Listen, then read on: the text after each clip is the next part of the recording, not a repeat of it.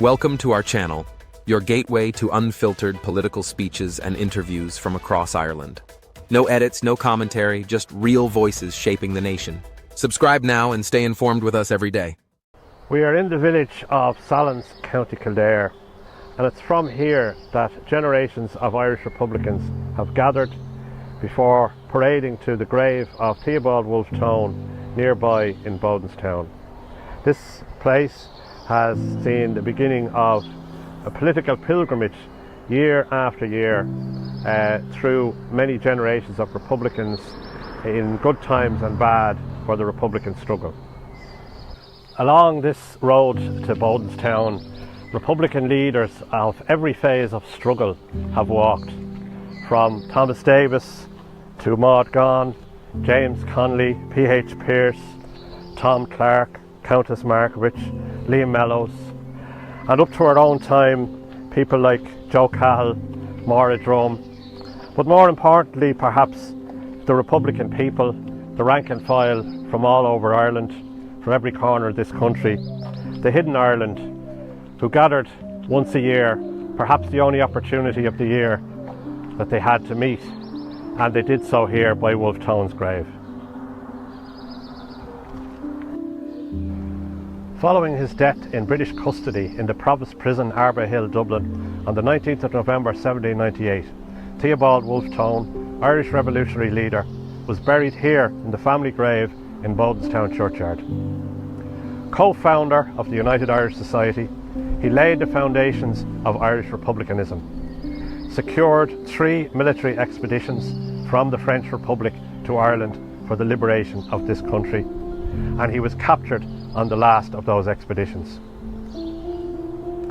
His grave here in Bodenstown became a place of political pilgrimage for generations of Irish Republicans. For most of the past 200 years, they have gathered here on the nearest Sunday to the 20th of June, Wolfe Tone's birthday. Young Irelander Thomas Davis was the prime mover at the request of Wolfe Tone's widow Matilda in having the original monument erected over the grave in Bodenstown, and that was in 1844. Davis wrote the ballad Tone's Grave, which concludes, "In Bodenstown churchyard there is a green grave, and wildly along it let winter winds rave. For better they suit him, the ruin and gloom, till Ireland a nation can build him a tomb." Large crowds gathered at Tone's grave in 1898 for the centenary of the 1798 Rising. James Connolly organised the 98 Rank and File Committee and spoke at the grave. By 1905, the year Sinn Féin was founded, the tide had ebbed again. The Royal Irish Constabulary reported only 80 people at Bodenstown that year, showing, as their report says with wishful thinking, the failure of treasonable or revolutionary demonstrations in Ireland at the present day. In 1913, the Irish Republican Brotherhood chose P.H. Pearse to deliver the Bodenstown oration. It marked Pearse's emergence as a Republican leader. The commemoration was attended by 5,000 people and was chaired by veteran Féin Tom Clark, who had spent many years in English prisons. Less than 3 years later, Pearse and Clark would be executed on the same day in Kilmainham jail for their part in leading the Easter Rising. Pearse said at Tone's grave, "Thinker and doer, dreamer of the immortal dream and doer of the immortal deed, we owe to this dead man more than we can ever repay him by making pilgrimage to his grave or rearing to him the stateliest monument in the streets of his city. To his teaching we owe it that there is such a thing as Irish nationalism." This 1913 commemoration was actually filmed by a cinematographer, a very early Irish moving picture, and Tom Clark arranged for the film to be shown to great acclaim in the Rotunda and Rathmines in Dublin. 200 Irish Citizen Army members, led by Jim Larkin and James Connolly, formed a joint guard of honour, and around Tone's grave with the Irish Volunteers they stood in June 1914. In 1921, to beat the British ban on public gatherings and to keep the Bodenstown tradition alive, a group of Republican women of Cumann travelled by car from Dublin here to Bodenstown to lay a wreath on Tone's grave. On the 20th of June 1922, the anti-treaty IRA executive, occupying the forecourts, came here and paraded at Wolfe Tone's grave, and the oration was delivered by Liam Mellows, a member of the IRA executive. There was what Todd Andrews described as an atmosphere of approaching doom at the graveside.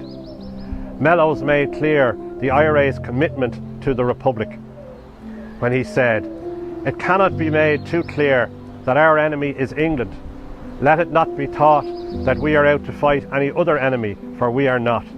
If it comes to a fight with England, then we will show whatever might happen, we will defend the Irish Republic." This was Liam Mellows' last public speech.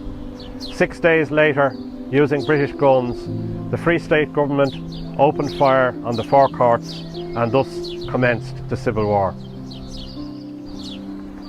In 1931, the Free State government of W.T. Cosgrave, using new coercive legislation, banned the Bodenstown Commemoration, but again the ban was successfully defied by 10,000 Republicans who paraded to Tone's grave.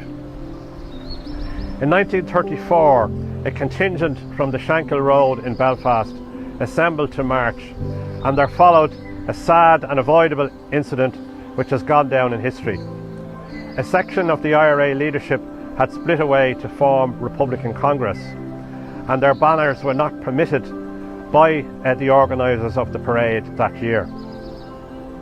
Because the Shankill Road contingent was affiliated to Republican Congress, they were ordered off the parade, and an attempt was made to seize their banner. In recent years, Belfast Republicans, in tribute to those Shankill Republicans of 1934, carried a replica of their banner here in Bodenstown because they were denied their right to march. In 1936, Fianna Fáil, who had actually marched with the IRA at Bodenstown in previous years, were now in government, and they in turn banned the commemoration like their predecessor Cosgrave. Once more, Cumann travelled to break the cordon and to hold a ceremony.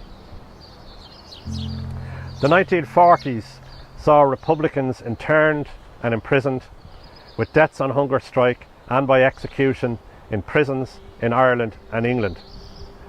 But a revival was signalled again in 1948 when the oration at Bodenstown was delivered by Tomás Óg McCurtain, son of Sinn Féin Ard Mhéara of Cork, murdered by the RIC in 1920, Tomás McCurtain.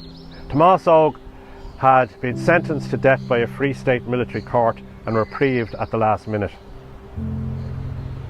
In 1963, the bicentenary of Tone's birth was celebrated, and it was marked by the establishment of the Wolfe Tone societies, and these were one of the elements out of which emerged the civil rights movement in the 6 counties. In a publication called Wolfe Tone Today, Protestant Republican and journalist Jack Bennett wrote,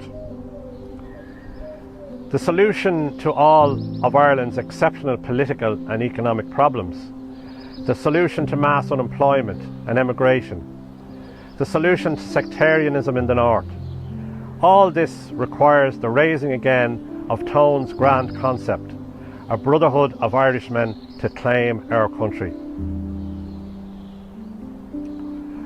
Following the split in the Republican movement of December 1969 and January 1970, the first Bodenstown commemoration of the reorganised movement under the Provisional Army Council of the IRA was held on the 14th of June 1970.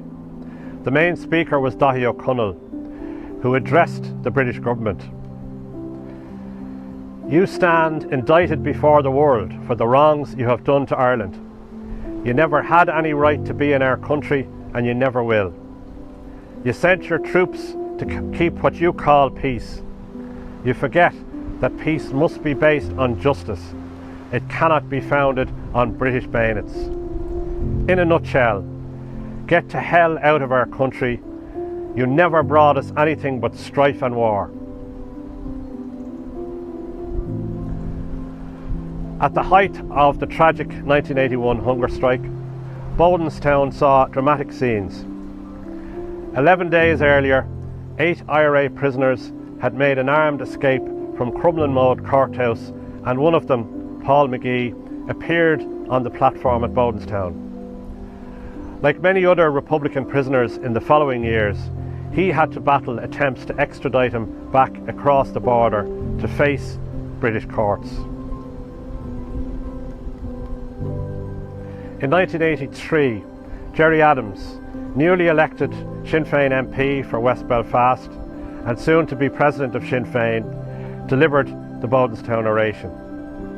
And he said, "Wolfe Tone, if he were alive today, would be vilified, as he was in his own time, as an upstart, a subversive, and a 1798 equivalent of a gunman. He would, even if he were alive today, be banned from RTE. But he would also, and this is his message to us, be formulating policies, strategies and revolutionary tactics to combat the national, social and economic evils which beset our people." And since then, as in all decades since Tone's death, each year Bodenstown has seen milestones on the long journey to the Republic, Tone's Republic. The journey goes on, the destination ever nearer.